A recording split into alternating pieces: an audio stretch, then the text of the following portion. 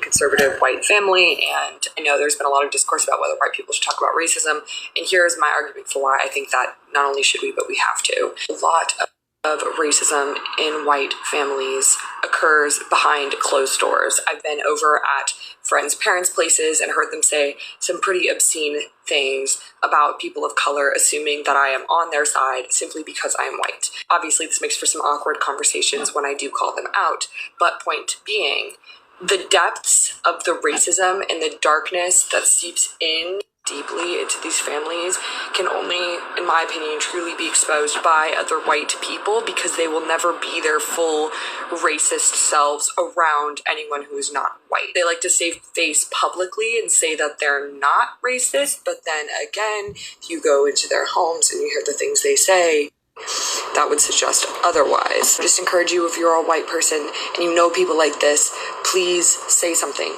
Don't just ignore it for fear of conflict. Barakatah Yahweh Shah, Barakatah Yahweh, Barakatah Yahweh Shah, Barakatah Yahweh, Barakatah Yahweh Shah, Ba'ashem, Rakak, Wadash, Tisha Akim, back with another quick lesson. Salakia.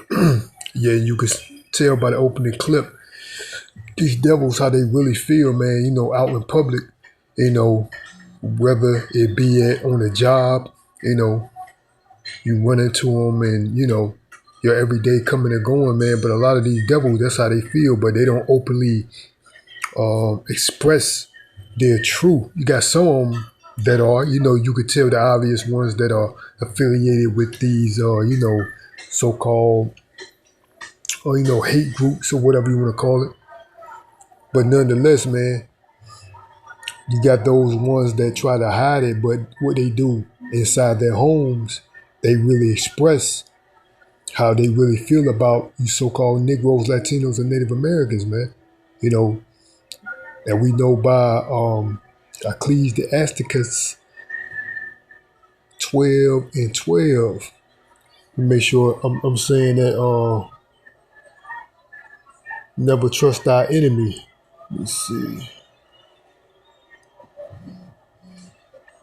Salakia.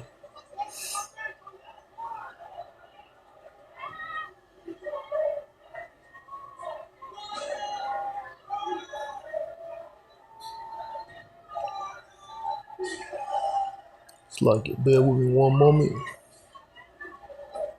No, it's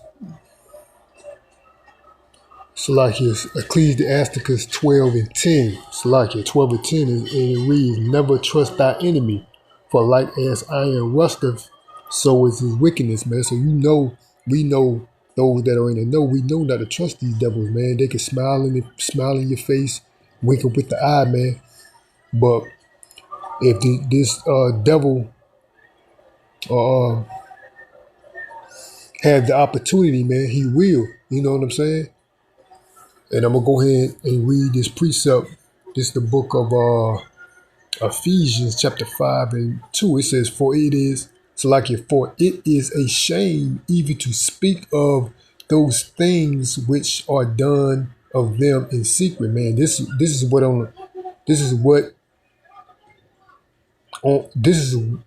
example of a minute scale, man.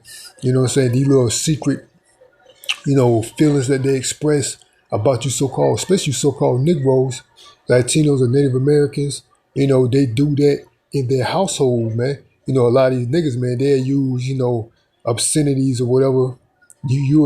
They'll be open with it, you know what I'm saying? But for the most part, man, these devils, man, they try to hide it because, you know, they're one of their character traits is what? Deception, man. You know, but they don't, you know, they don't want people to know exactly how they really feel about you so-called Negroes, Latinos, and Native Americans, man. And this Edomite female, pretty much, you know, you're hearing it for the horse's mouth because she's what? She's living testimony of how they actually operate, man. And I'm going to end it off there, man. I hope the body was edified, man. Till the next time, I'm going to give all praise, honor, and glory to Yahweh, Ba'ashem, Yahweh Shai, Ba'ashem, Rakakadash, Salakia.